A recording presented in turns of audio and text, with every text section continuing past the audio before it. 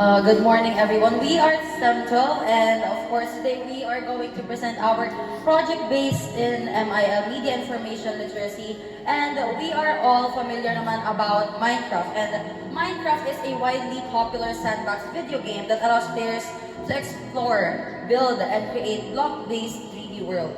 So it is open designed to create different things from houses to buildings, and of course, our school. And before we start our exploration in this world, let me introduce to you our builders. Of course, our team leader, it's the builder, the main builder of this world, Kyron V. Liwag, and Ross Adley Montero, William Lorenzo de Guzman, Maynard Vida de Catoria, Aizel Dagon, Jelace Winbantalan, and of course, Emmy Rose Minimo, and yours truly, Vina Laida. So there they are po, our builders and presenters for today. And good morning to everyone. We are very esteemed we are truly grateful for the opportunity to be able to show you this project. And this is a moment that we have eagerly awaited, and we are very excited to share our work, our finished and polished work. Today we are thrilled to showcase the version of CNHS, or Nabaga National High School, built within the Minecraft world. As we walk through this project, you will see not just a digital replica, but also a vision, a futuristic take on Cabangan National High School that's full of possibilities. If you notice anything that doesn't currently exist on the real school, don't be surprised. These elements represent the ideas and dreams from our builders, reflecting what we imagine Cabangan National High School could be in the future. So now let's start. Of course, makikita po natin sa first part is yung Cabangan National High School na, yung name po na Cabangan National High School.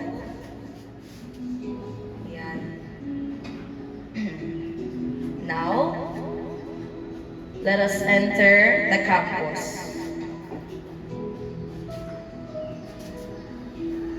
Ayan, as you can see, there have been many changes, and this is what we see Cabangan National High School could be in the future. Of course, meron tayong mga shaded pathways for, of course, us students to be able to be safe and comfortable under the sun. So ito na po ang bagong canteen or cafeteria ng Cabangan National High School. This is what we see Cabangan National High School could be. Of course, with the newly developed chairs, much more upgraded, much more comfortable. Ayan po.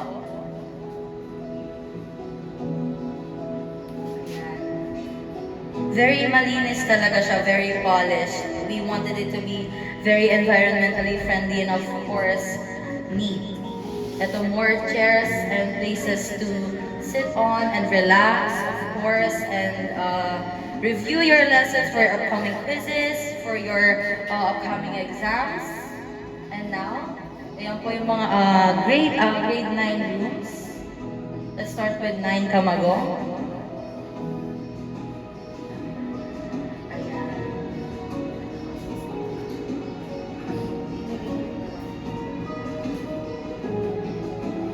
So as you can see, ganun pa rin, same structure, but mas neat siya tignan and mas pleasing in the eyes of the students, of course, and our teachers. And now, as you can see, dito po is much better version of the covered court and of course, our stage. So we decided to relocate the stage for a much better view for the students. And also, mas maayos siyang tignan din. Ayan. So, yung sa side dito is yung, as you can see, meron tayong parking lot. Kasi we noticed that hindi very organized yung mga vehicles natin. Of course, we all know that there are students who uses different vehicles to go here sa campus, and we want it to be very organized and para hindi tayo napapagalitan ng mga tanod and kagawad dito sa Santa Rita. Ayan. Mas maayos na version ng covered court, of course. And dito sa flagpole, makikita po natin si Ma'am Jane, ang ating principal.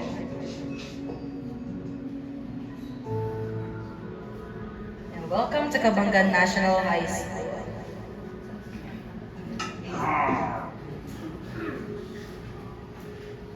Okay, so next. Ayan, makikita talaga natin na ginaya talaga namin yung as much as possible is ma-replicate namin yung buildings dito sa campus. And ayan si Teacher Abby. STEM Pastor Summative on Physics ASAP, Salamay. Tapos ayun yung faculty nila Sir Cloyd. Ayan. Of course, si Ma'am Bolin na ang may hawak ng STEM Lab this time. Yan ang faculty ni Ma'am. And yung mga tables sa STEM Lab and yung chairs. Of course, talagang makikita natin yung similarities and talagang our builders tried their best to replicate as much as they can. So ayan po ang room ng cookery. Ayan.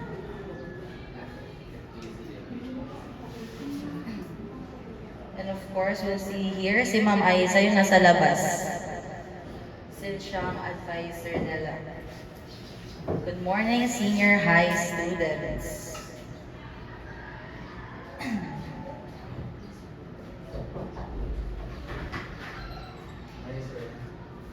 Okay, now let's proceed sa second floor and let's explore the rooms sa animal production, sa organic. Same lang yung layout and structure ng mga classrooms natin. Yung iba lang yung sa computer lab, yung sa mga may mga special needs na mga materials. And ngayon, let's enter ang computer lab. Ayan. You'll see here si Sir Ryan. Hello there, my dear student. Do you want me to give you a cool cinematic look of the computer laboratory? And of course, we'll say yes to anything. Ayan po ang polished look ng computer lab, and as per Sir Ryan requested, he wanted it na nahati na. So for example, yung doon po na part, isahati na po yan just for the computers, and para sa kabila is yung mismong classroom na. Ayan. So ayan po yung mga builders natin na naka-join ngayon sa ating world.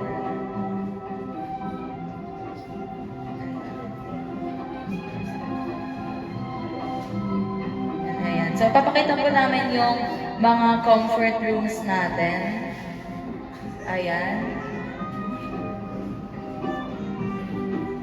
So, mas malinis na siya, and as you notice, walang tumutulo na tubig. Talagang gusto namin na mas maayos na siya ngayon and very malinis. Ayan, nandito tayo sa third floor, ang room ng STEM 11. And ang room ng STEM 12, malinis siya ngayon. Ayan. Same lang talaga ng layout every classroom. Para very organized and mas maayos. Ayan po. ABM 11 and FPS. Sa fourth floor na po tayo.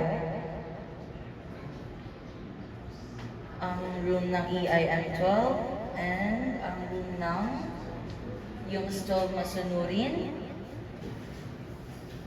yung stove magalang, and yung 11 matapat, and lastly ang yung 11 matatag. And titignan natin ang prohibited area ng Kabanggan National High School, which is yung rooftop. Ayan. So, ginawa lang namin siyang plain and para mas maayos lang tignan and hindi siya like OA na makalag din, of course. We want neatness. And ayun, may mga umakyat na students sa rooftop. Ayun yung mga builders natin.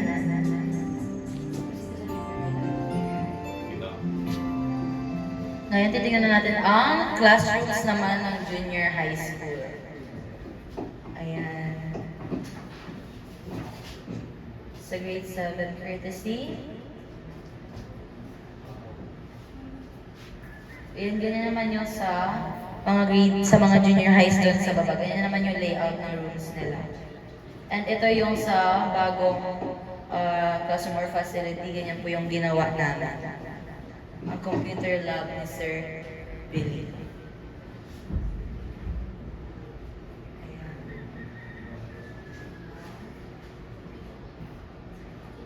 And then ang faculty, nila mga staff.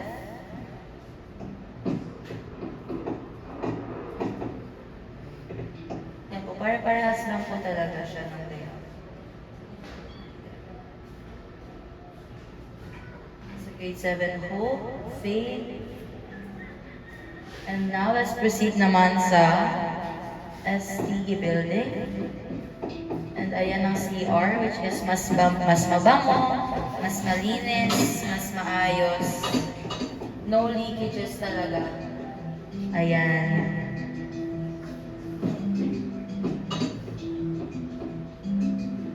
Talagang comfortable, talagang comfort room na talaga siya. Kasi mas comfortable na siya ngayon. Ayan ang mga classrooms sa baba ng building. Ay, meron tayong teacher. Si Sir Morrison. Ayan. Sa grade 8 Sapphire.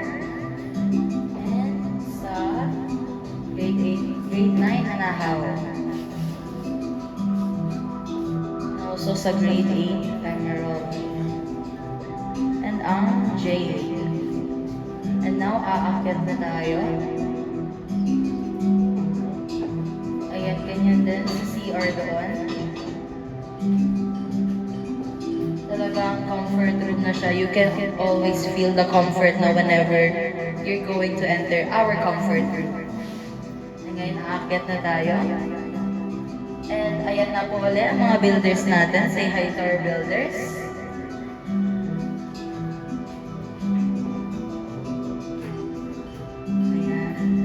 Sa grade 7 Aristotle, sa grade 8 Newton, sa grade 9 Mendel, and sa grade 10 Einstein, and sa grade 7 Euclid.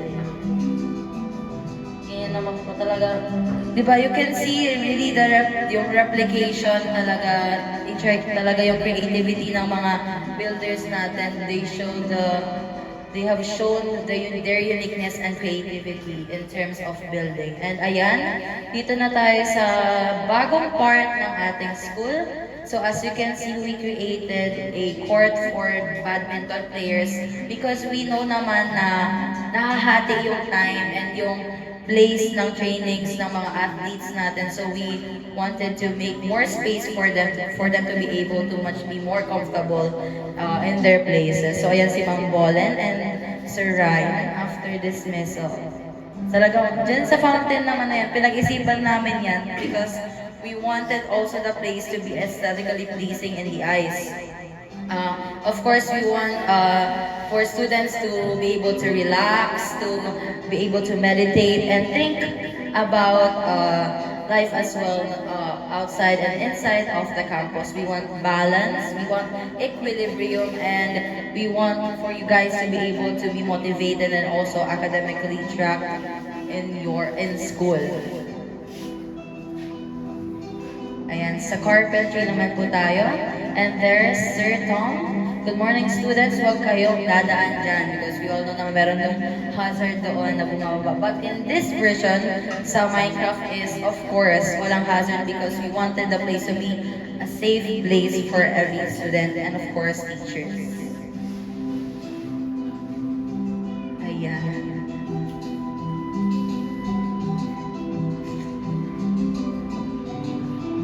classroom ng carpentry.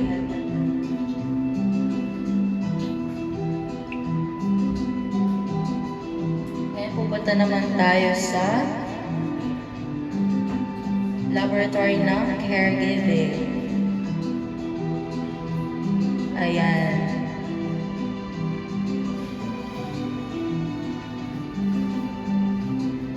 And ang faculty ng teachers. Late ka na naman, Vina, from Manggamban. And ang faculty ng senior high school teachers.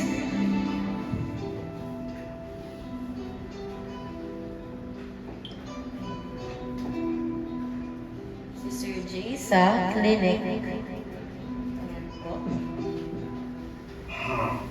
Ano masakit sa'yo? Because we all know naman si Sir J, very concerned talaga sa ating health as the school nurse. Ayan. So, mas pinalaki namin yung clinic kasi talaga maraming bata yung minsan nagsasakit-sakitan, kung ganon, pumupunta ng clinic. And then, nilagyan din namin ng parking lot here specifically for the teachers of senior high school. And ayan, we also added a pathway again. And ito naman yung upgraded version ng canteen natin. Ginawa namin siyang cafeteria para mas open and mas maayos siya. Hindi ito yung nagsisiksikan tayong lahat. Ayan. We created a space for everyone. Dito naman sa ating bagong building is ayan, nilagyan na lang namin siya ng parang ginawa na namin siya another classroom. Ayan.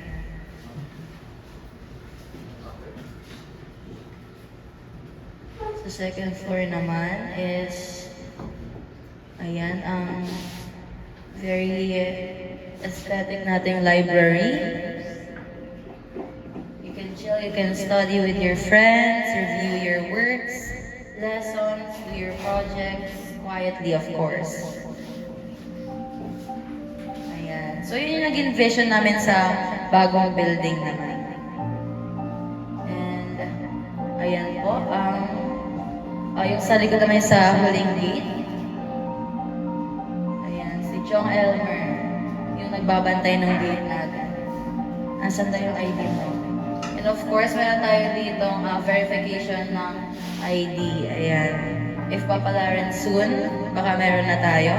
Pwede tayo mag-log in and mag-log out para ma-notify yung parents natin, of course, with our in and out ng pag mag-in and out tayo ng school. And ayan po ang map naman ng Kabanggan National High School in our version. Ayan. Mas aesthetic na din yung tapunan natin ng mga basura, yung mga pinagsusunugan, gano'n. Mas maayos na siya.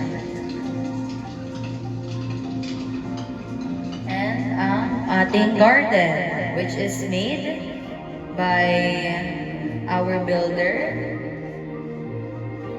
Ayan.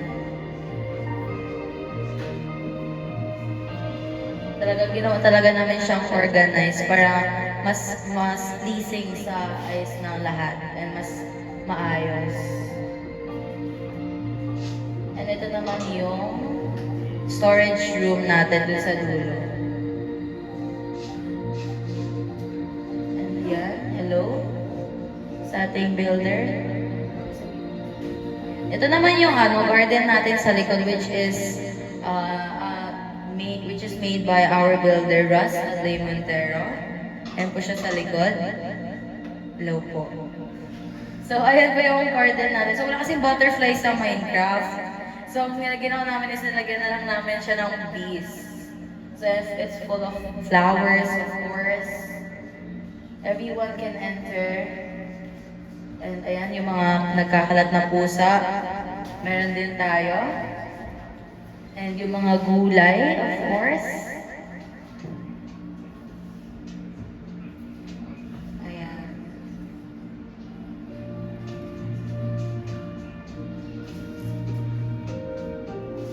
Si Sir Legsay. Nasa likod siya. Tinitignan niyo yung mga gulay, baka gusto niya mag-uwi.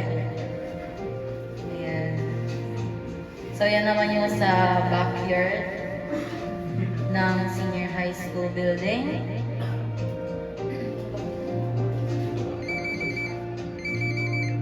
And ayan dyan din, yung ating gulayan pa rin siya.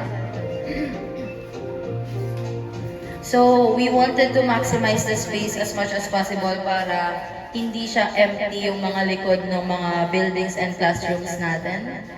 And ayan, talagang it's a very magical place. We wanted the school to be very aesthetically pleasing, relaxing, and also magical for us students. Ayan.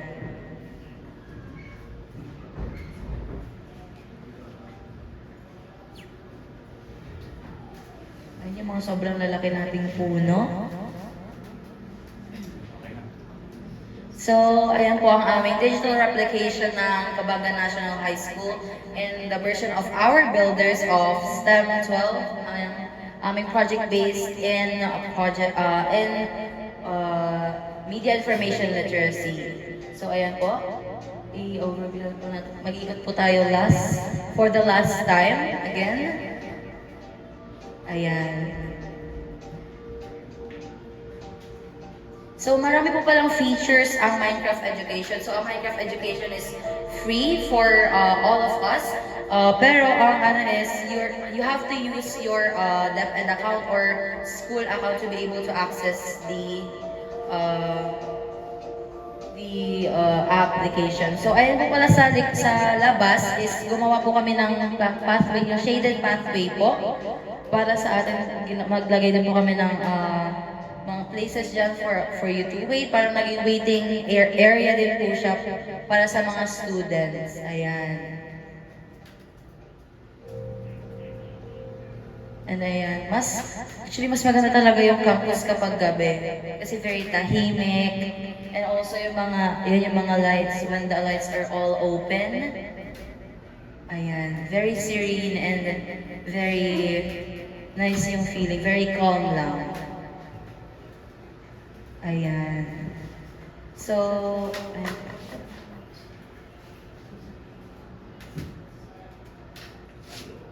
So, ayun po, sinabi ko nga po kanina na Minecraft Education have many features, the educational features of course. So, ayan po, sobrang dami niya features, lalo na sa mga para sa ating lahat of course. And dito, ipapakita naman natin yung isa sa mga features niya. So, meron kasi dito yung sa microscope, ganon. Meron din mga elements dito and different materials for us to be able to use sa mga experiments natin, mga possible experiments, ganon. Ayan, so ganyan siya. Ayan.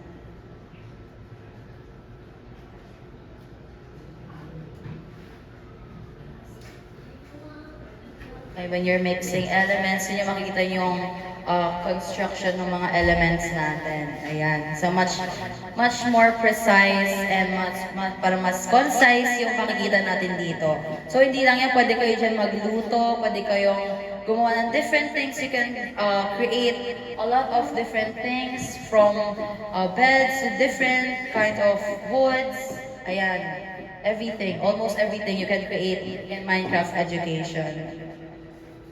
So anyone in any strand and every track can use Minecraft Education as one of course, in their lessons. They can integrate Minecraft Education in their way of reporting and sa mga quizzes. Actually, pwede rin siya sa quizzes. Kasi very interactive talaga ang Minecraft Education. Meron din tayo mga boards dyan when pwede tayo magsulat. We can type different things, and I hope you guys learned a lot with this, and thank you for listening and being attentive to everything that I'm saying. And once again, we are STEM 12, and this is our project based in media information literacy. Thank you so much.